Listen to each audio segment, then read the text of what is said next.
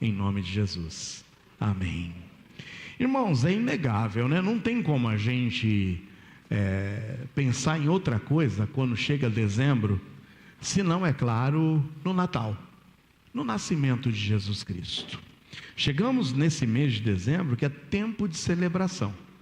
Como se não bastasse ser o mês em que o pastor Joel faz aniversário, nós temos alguém mais famoso e bem melhor do que o pastor Joel, que é Jesus Cristo. Eu sei que tudo isso é contraditório. Todos os anos eu falo a mesma coisa. Eu sei que nessa época alguns se levantam contra o Natal, querendo dizer que não temos nem sequer provas de que o nascimento de Jesus fosse nessa época, que seria inconcebível e impossível que fosse o nascimento de Jesus no mês de dezembro. E alguns se levantam como os donos da verdade para dizer, não, o certo é outubro, ou setembro, ou quem sabe abril. E são tantas, né, as defesas pró-Natal ou contra o Natal. Eu sei que você já ouviu todas essas linhas de argumentação, mas independentemente da legitimidade da data, e que nós sabemos de fato, afirmamos, ninguém pode provar que a data exata do nascimento de Jesus foi em 25 de dezembro. Mas uma coisa nós sabemos, e uma coisa nós levantamos as mãos ao alto para a gente reconhecer e agradecer, é que de fato o Salvador nasceu, amém ou não? Ele nasceu, e para mim não importa qual o dia, o que importa é que Ele nasceu. E o nascimento de Cristo constitui-se num dos mais importantes e relevantes acontecimentos da história. De todos os acontecimentos da história, e que muitos foram relevantes, o maior deles é o nascimento de Jesus. Como se não bastasse o nascimento de Jesus dividir a história em antes e depois de Cristo, o fato de Jesus ter nascido e constituir-se no nosso Salvador, ele também divide a nossa própria vida em dois períodos. Eu tenho a minha vida dividida em antes de Cristo e em depois de Cristo. Eu acredito que você também. Quantos já tiveram um encontro pessoal com Jesus, amém? Já se arrependeu dos seus pecados? Já entregou a Ele a sua vida? Já convidou Ele para ser Senhor e Salvador da sua vida? A tua vida ganhou uma nova ótica após Cristo entrar nela. Não tem como. Em 2 de Paulo aos Coríntios 5,17, a declaração é fiel e verdadeira. Assim que, se alguém está em Cristo, nova criatura é. As coisas velhas se passam e tudo se faz novo. A tua vida tem que mudar após o seu encontro com Jesus. E quem sabe, se ela ainda não mudou, não seja hoje o dia do teu encontro pessoal com Ele. Abra o teu coração e a tua mente e os teus ouvidos para aquilo que compartilharemos a partir de agora. Abra sua Bíblia em Isaías, capítulo de número 9. Nós leremos os versículos 6 e 7. Isaías 9, versículos 6 e 7. Isaías capítulo 9, versículos 6 e 7. Diz assim o profeta Isaías: porque um menino nos nasceu, um filho se nos deu, e o principado estará sobre os seus ombros, e se chamará o seu nome Maravilhoso Conselheiro, Deus Forte, Pai da Eternidade, Príncipe da Paz. Do aumento deste principado e da paz não haverá fim, sobre o trono de Davi e no seu reino, para o firmar e o fortificar com juízo e com justiça, desde agora e para sempre. O zelo do Senhor dos Exércitos fará isto. Amém? Louvado e bendito seja o Senhor, por esse trecho da sua palavra.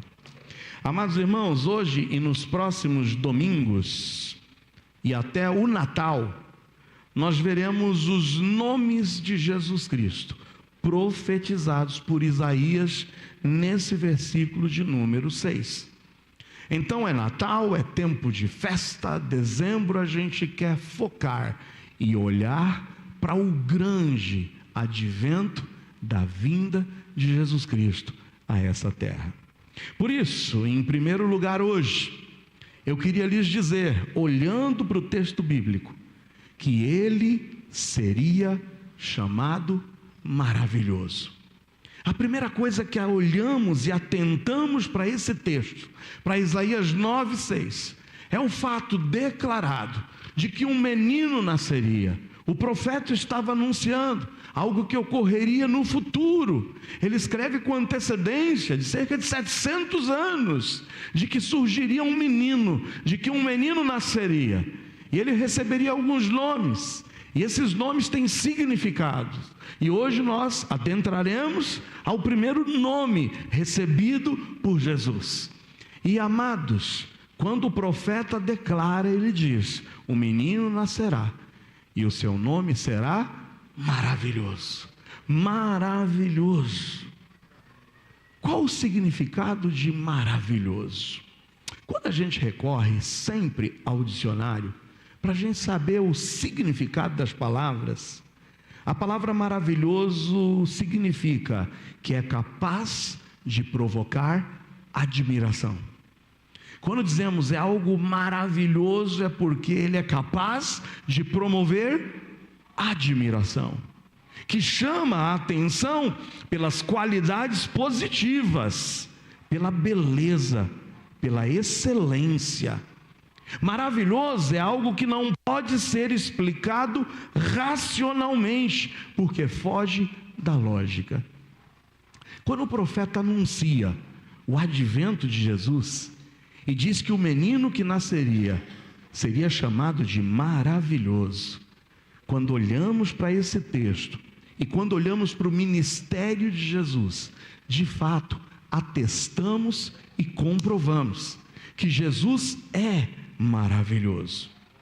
Eu quero aqui esclarecer para vocês algo que talvez quando vocês estudarem esse texto e virem, quem sabe, as explicações acerca desse texto, você talvez vai se deparar com essa explicação, de que as pontuações na língua hebraica não existem, não tem ponto, não tem vírgula. Então, alguns te dirão que nesses nomes, na realidade, nós teríamos um único nome, que é constituído das duas primeiras palavras. Ele é maravilhoso conselheiro. E depois nós vemos mais outros nomes, sempre em duplas: maravilhoso conselheiro, Deus forte, Pai da eternidade, Príncipe da paz. Mas talvez na tua Bíblia tenha uma vírgula, não importa. Eu sei que o que eu olho para esse texto e eu afirmo e creio no meu coração é que não tem como a gente duvidar de que Jesus Cristo de fato é maravilhoso, amém ou não? Ele é maravilhoso conselheiro, ele é maravilhoso Deus forte, ele é maravilhoso Pai da eternidade, ele é maravilhoso Príncipe da paz, porque ele é maravilhoso, estupendamente maravilhoso. Ai, irmãos, não tem como negar. Se você já teve um encontro com Jesus, se você o conhece de fato, você jamais negará o fato de que ele é maravilhoso. Agora, por que ele seria maravilhoso? Por que nós podemos hoje afirmar que Jesus é de fato maravilhoso? Porque o texto de Mateus 1:23 nos revela um grande segredo. Mateus 1:23 nos faz depararmos-nos com um grande mistério, algo assombroso, algo de fato maravilhoso. Porque em Mateus 1:23 nos diz: eis que a virgem conceberá e dará à luz um filho, e chamarão seu nome Emanuel, que traduzido é Deus conosco. Irmãos, Jesus Cristo é maravilhoso, porque em Jesus Cristo, de forma assombrosa, espantosa e maravilhosa, nós vemos a manifestação do próprio Deus em Jesus. Quando olhamos para Jesus, aqui o texto, o evangelista, corroborando as palavras do profeta, diz: o menino que nasceria, e o menino que de fato nasceu, receberia o nome, receberia a identificação de que é Emanuel, e o nome Emanuel significa Deus está aqui conosco. Irmãos, Jesus Cristo é assombrosamente maravilhoso, pelo fato de que nele, de uma forma espantosa, de uma forma que a gente não consegue explicar racionalmente, coexistem duas naturezas. O texto, voltando para Isaías, nos apresenta as duas naturezas coexistindo no menino Jesus. Volta comigo lá para Isaías 9:6.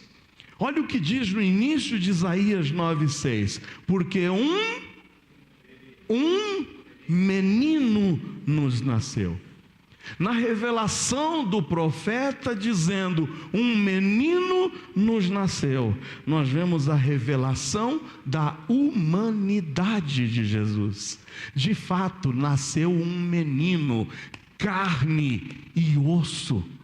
Um menino que foi gerado miraculosamente, espantosamente, maravilhosamente no ventre de Maria, sem que houvesse a participação de um homem. E talvez você diga, isso é conversa para boi dormir, pastor. Como pode uma criança ser gerada sem a participação de um homem, sem que houvesse ali um espermatozoide humano? Como eu vou dizer que isso é conversa para boi dormir, quando eu trato de um Deus tremendo, que criou um homem do nada, que quando do barro criou um homem e soprou nele o fôlego de vida, e Adão se fez alma vivente? Como eu vou duvidar do poder de um Deus que assombrosamente, depois de criar o primeiro homem, Adão, do nada tira dele uma costela, e daquela costela forma uma mulher e entrega a ele? Como eu duvidarei do poder desse Deus, que é o autor da vida, que é o dono da vida, que é o criador da vida, em ter plantado em Maria o menino Jesus, que foi de fato habitado no ventre de Maria.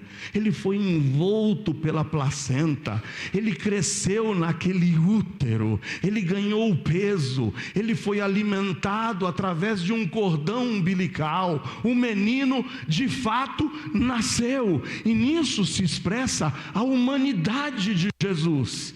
O menino cresceu e o menino se fez homem. Amém ou não? Ele é homem. E não há como negarmos a humanidade de Jesus, o seu corpo que foi tocado, que após a sua ressurreição, aparecendo diante dos discípulos, recebe a dúvida de Tomé: se eu não o vir, se eu não o tocar, se eu não puder colocar o meu dedo do seu lado e ver a ferida, eu não acreditarei. E eis que Jesus se coloca diante de Tomé e diz: Tomé, não sejas incrédulo, mas seja crente. Vem, toca. Jesus veio a essa terra assombrosamente em um corpo humano, e não há como negarmos, porque a Bíblia diz, e é Paulo escrevendo a Timóteo quando diz: há um só Deus e um só mediador entre Deus e os homens. Quem é? Jesus Cristo. Mas ele não para por aí. Jesus Cristo, homem. Era necessário o sacrifício de um homem. Era necessário alguém semelhante a nós. E é por isso que João Batista, quando vê Jesus se aproximando dele, diz: eis aí o Cordeiro de Deus, que tira o pecado do mundo. Não será mais por sangue de bodes nem ovelhas que nós seremos salvos e perdoados e transformados da nossa vã maneira de viver, mas pelo sangue de Cristo, o Deus homem, que encarnou-se, que esvaziou-se da sua glória e desceu a essa terra e fez-se homem por amor, para levar no seu corpo as pisaduras dos nossos pecados. Irmãos, por que ele é maravilhoso? Porque de uma forma assombrosa, na declaração de Isaías, está revelado: um menino nos nasceu. Menino, humanidade. Mas veja que o versículo não termina aí. Em Isaías 9,6 tem a revelação da humanidade de Jesus na declaração: um menino nos nasceu. Só que depois o versículo continua dizendo: um filho se nos deu. E quando nós olhamos para um filho se nos deu, nós olhamos para a divindade de Jesus Cristo, o Filho unigênito de Deus. É um menino humano, mas ele é o perfeito Filho unigênito de Deus. Amém ou não? Irmãos, isso é espantoso. É por isso que o seu nome seria maravilhoso. É algo espantoso, assombroso, racionalmente não conseguimos conceber. Mas no nascimento de Cristo, nós vemos de forma maravilhosa a salvação de Deus se manifestando a todos os homens. Um menino nos nasceu, um filho se nos deu. E o versículo continua dizendo que o principado estará sobre os seus ombros. Essa declaração do principado sobre os seus ombros traz para nós uma revelação e, na realidade, o cumprimento de uma profecia. No Evangelho de Lucas, no capítulo 1, nos versículos 31 a 33, abre lá e veja comigo. E o pessoal da mídia com certeza vai estampar aí para você que está sem Bíblia, ou que quem sabe nos acompanha aí através da nossa transmissão e não tem acesso à sua Bíblia agora. Diz o seguinte em Lucas 1, 31 a 33. Eis que em teu ventre conceberás e darás à luz um filho, e chamarás o seu nome Jesus. Este será grande e será chamado Filho do Altíssimo, e o Senhor Deus lhe dará o trono, e lhe dará o trono de Davi, seu pai. Uau, Davi, seu pai, descendência de Davi.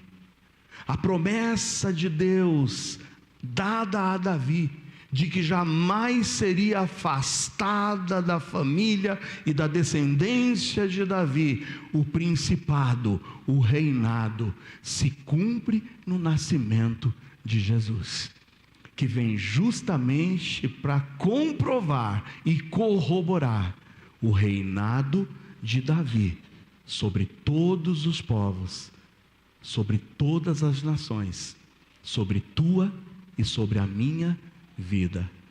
O seu nome seria maravilhoso. E de fato, ele é maravilhoso. Nele coexistem a sua natureza humana e a sua natureza divina. Como é isso, pastor? Isso é assombroso, isso é maravilhoso. Mas ele não seria só chamado de maravilhoso. Mas em segundo lugar, eu apresento, ele seria chamado maravilhoso conselheiro. Maravilhoso conselheiro. Quando nós olhamos para o texto bíblico, isso está claro diante dos nossos olhos. Entre tantos nomes que Jesus receberia, como títulos, como significados, como metáforas, Uma das metáforas, um dos nomes é exatamente esse, maravilhoso, porque nele coexistem a sua natureza humana e divina. Mas ele seria maravilhoso conselheiro. O significado de conselheiro é uma pessoa que dá conselhos. É alguém que aconselha, que orienta, que dá direcionamento a outra pessoa. É uma pessoa que, com formação e habilitações específicas, dá aconselhamento ou orientação profissional. Aquele que oferece recomendações sobre alguma coisa ou tenta persuadir alguém para que esta pessoa faça algo. Hoje em dia nós nos deparamos com vários tipos de conselheiros. Tem conselheiro matrimonial, tem conselheiro financeiro, tem conselheiro administrativo, tem conselheiro para te orientar na tua carreira, e assim surge de todos os lados, pessoas se habilitando e dizendo: eu quero ser o teu conselheiro. Só que aqui a gente observa que o significado de conselheiro, ele não é por si só, a palavra conselheiro, já a garantia de algo positivo. Porque a própria Bíblia nos diz que se a gente não tiver cuidado, isso está lá em Salmo, capítulo de número 1. O que em Salmo 1 diz? Bem-aventurado o varão, que não anda segundo? Opa, tem conselho de ímpios. Tem gente que se levanta para te aconselhar, mas para te aconselhar para o mal, para te levar para o que é errado. Por isso que por si só, a palavra conselheiro não significa per si algo que seja positivo. É por isso então que quando eu junto, sim, a qualificação, o adjetivo do conselheiro, aí sim, isso se torna positivo. Porque algo maravilhoso por si só já denota algo positivo. Então Jesus não é somente um conselheiro, que talvez você pudesse colocar em dúvida o seu conselho, mas mais do que um conselheiro, ele é um maravilhoso conselheiro, amém ou não? Eu posso de fato receber os seus conselhos, eu posso dar crédito aos seus conselhos, eu posso acreditar no seu direcionamento, porque ele é um conselheiro não comum, mas é um conselheiro maravilhoso. Agora, por que ele é um conselheiro maravilhoso? Porque, em primeiro lugar, como conselheiro, ele se identifica com as nossas dificuldades pessoais. Jesus Cristo como um conselheiro maravilhoso, ou como um maravilhoso conselheiro, ele se identifica com nossas dificuldades pessoais. Abra sua Bíblia na carta escrita aos Hebreus, Hebreus 4, 15 e 16. Hebreus 4, 15 e 16. Porque não temos um sumo sacerdote que não possa compadecer-se das nossas fraquezas, porém um que como nós,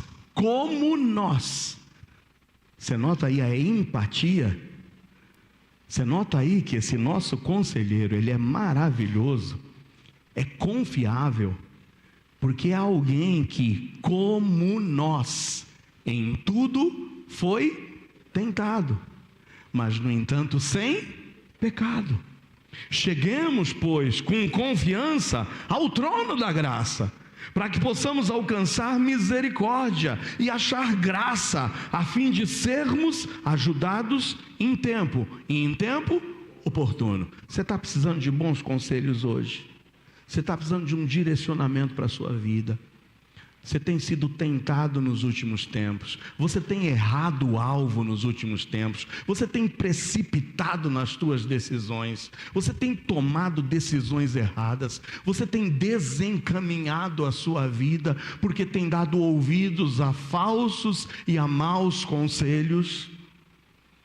Hoje Jesus Cristo está querendo dizer para você: eu quero ser o teu maravilhoso conselheiro, porque eu não sou um conselheiro qualquer, eu sou, como teu conselheiro, alguém que se identifica com as tuas dificuldades pessoais. Eu já enfrentei o que você está enfrentando agora. Eu fui tentado em tudo, porque Ele veio de uma forma assombrosa como homem, carne, osso, enfrentou as mais terríveis provocações, enfrentou as mais terríveis traições, enfrentou sim as mais terríveis e difíceis angústias. Ele sabe o que você está atravessando. Recorra a esse maravilhoso conselheiro, que em tudo, como nós, foi tentado e sem pecado. Ele pode te ajudar, Ele pode te encaminhar. Agora você precisa se chegar a Ele. Por isso que está aqui: cheguemos pois, e cheguemos pois com confiança ao trono da graça. Jesus não apenas intercede por nós como sendo um grande sumo sacerdote, mas Ele também nos deixou uma porta aberta para que nós possamos nos aproximar dEle, que é a maior fonte de bênçãos conhecida. Cheguemos com confiança ao trono da graça. Quando nos aproximamos dEle, em todas as situações de tomadas de decisão, Ele se identifica conosco. Ele conhece o seu coração, Ele conhece a sua mente, e o trono da graça é a maior despensa, é o maior armazém em que você pode encontrar, porque está à disposição de nós, todas as armas e todas as ferramentas para preencher esse teu vazio que tem oprimido e que tem sufocado a tua alma. Ele sabe exatamente o que você está atravessando agora. Oh, meu amado, Ele é maravilhoso conselheiro. Despreza, deixa de lado os maus conselhos, se desvie, recorra, chega com confiança ao trono da graça. Ele intercede por você, Ele geme com você, Ele sofre com você, e Ele quer te dar a vitória que você precisa hoje, porque Ele é maravilhoso conselheiro, e como conselheiro, Ele se identifica com nossas dificuldades pessoais. Mas também como conselheiro, Ele conhece não somente as nossas dificuldades, e você sabe contra o que você tem lutado. Você sabe qual é o teu calcanhar de Aquiles. Você sabe para ti o que são as pedras que tem feito você tropeçar a cada dia. Você sabe exatamente onde você tem escorregado e pecado. Por isso hoje, Ele quer dizer: eu sou o teu maravilhoso conselheiro, porque eu sei exatamente, como teu conselheiro, as dificuldades que você tem atravessado. Mas em segundo lugar, como conselheiro, Ele conhece as nossas necessidades pessoais. Veja o que a Bíblia diz em 1 de Pedro 5,7. 1 de Pedro 5,7, eu acredito que é um texto que muitos de vocês conhecem. 1 de Pedro 5,7 diz: lançando sobre Ele toda a vossa ansiedade. Por quê? Porque Ele tem cuidado de vós. Amém? Irmãos, o mal do século é a ansiedade.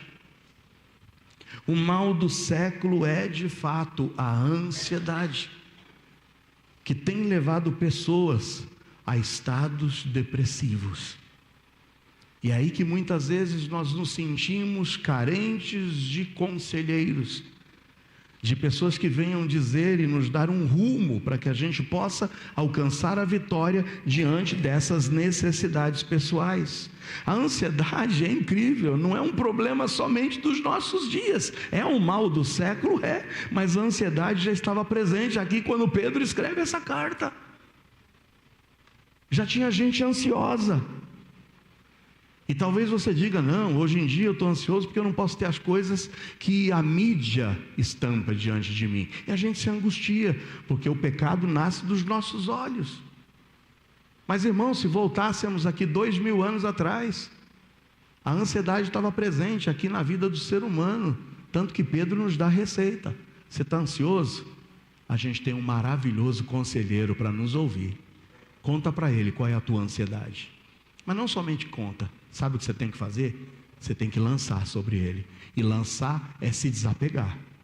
Lançar é saber, eu estou jogando e não tem como pegar de volta. Quando eu lanço, irmãos, é o tiro de meta que o goleiro executa. É o lançamento que muitas vezes lá o jogador de rugby faz. Não tem como. É o saque que o jogador de voleibol dá. É o de basquete, que arremessa e lança a bola para a cesta. Depois que você lançou, já era. Não pega de volta. Entrega ao Senhor. Joga, desapega. Não fica carregando o seu pecadinho de estimação. Não fica com esse cantinho do teu coração que ninguém penetra, porque Ele conhece, Ele sabe exatamente o que é que está te destruindo. Abra o teu coração, pega isso que está te matando, isso que está te angustiando e lança, se desapega. Vença, irmão, em nome de Jesus. Lança sobre ele essa ansiedade. Eu não sei se na época de Jesus tinha psicólogos, mas eu sei aqui que Pedro detectou o problema e sabia que existia uma pessoa que poderia curar a ansiedade sem que você tivesse que pagar uma conta. E esse alguém é Jesus, amém ou não? Lança sobre ele. Eu não estou me levantando contra, e não me interpretem mal, mas eu estou dizendo que a tua confiança deve estar em primeiro lugar naquele que de fato te conhece e sobre quem você pode lançar toda a tua ansiedade. Observe que o convite de Pedro é para que lancemos sobre ele toda a nossa ansiedade. E Jesus já havia corroborado isso. É o mesmo Jesus quem lá, nas palavras retratadas por Mateus, diz: vinde a mim, e vinde a mim todos os que estáis cansados, sobrecarregados, oprimidos, ansiosos. Venha a mim.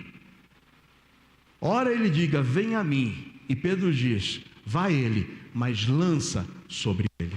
Jesus Cristo é maravilhoso conselheiro. Ele se preocupa com a sua dor. Ele se preocupa com o seu luto. Ele se preocupa com as suas tristezas. Ele se preocupa com as tuas tragédias. Jesus cuida de você, porque você é importante. Sim, você é amado por Ele. É por você, é por mim, é por nós que Ele deixou a sua glória e ofereceu-se como sacrifício efetivo para perdoar os nossos pecados. A maior carga emocional que a gente pode carregar. Livre-se dos seus pecados. Confesse a Ele hoje. Lança sobre Ele. Jesus é maravilhoso. Amém ou não? Ele é maravilhoso porque nele coexistem a natureza humana e a natureza divina. Isso é assombroso. Isso é inexplicável. Mas Ele não somente é maravilhoso, mas porque na coexistência da sua natureza humana, Ele sofreu tudo como nós hoje sofremos. Ele foi tentado em tudo como nós também o somos. E é por isso que hoje Ele se levanta e diz: eu quero me constituir no teu maravilhoso conselheiro. Busque conselhos naquele que de fato conhece as tuas necessidades, mas também naquele que conhece as tuas dificuldades. Irmãos, Jesus nasceu. E eu louvo a Deus porque o menino nasceu. E o menino recebeu o nome de maravilhoso. Mas não somente maravilhoso. Maravilhoso conselheiro. Entrega a Ele. Lança a Ele toda a tua ansiedade. Eu concluo hoje dizendo que o nascimento de Cristo constitui-se num dos mais importantes e relevantes acontecimentos da história. O nascimento de Cristo não somente dividiu a história em antes e depois de Cristo, mas o nascimento de Cristo divide a tua e a minha história em antes e depois de Cristo. Eu não sei a quem você tem recorrido, eu não sei a quem você tem dado ouvidos, mas hoje Jesus Cristo quer se constituir na tua vida como maravilhoso, mas o maravilhoso conselheiro. Confia nele, entrega a ele, descansa nele, e o mais, ele fará. Fecha seus olhos, eu quero orar por você. Eu não sei como você se encontra hoje, eu não sei como é que está a sua vida, eu não sei o que está te angustiando, eu não sei o que tem te deixado ansioso. Mas hoje Jesus Cristo quer nascer no teu coração e te trazer a paz devida. Jesus quer mudar a história da tua vida. Ele quer que hoje você vire essa página, estabeleça que tudo que veio antes desse dia ficará para trás. É antes de Cristo. E que a partir de hoje, uma nova vida se revelará para você. O menino já nasceu. O maravilhoso conselheiro já é real. Talvez não seja na tua vida.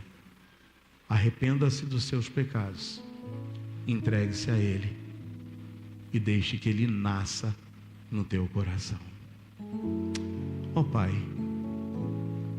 visita cada um dos que aqui estão hoje. Que um verdadeiro Natal hoje ocorra em nossas vidas. Que o fato do nascimento de Jesus Cristo se torne real em nossas vidas. O menino já nasceu. O filho já nos foi dado. O principado está sobre os seus ombros. E hoje nós descobrimos que Ele se revela a nós como maravilhoso. Eu sei que por mais difícil que seja para você crer nessa verdade, a Bíblia diz que aquele que nega que Jesus Cristo veio em carne, ele será condenado. O menino nasceu.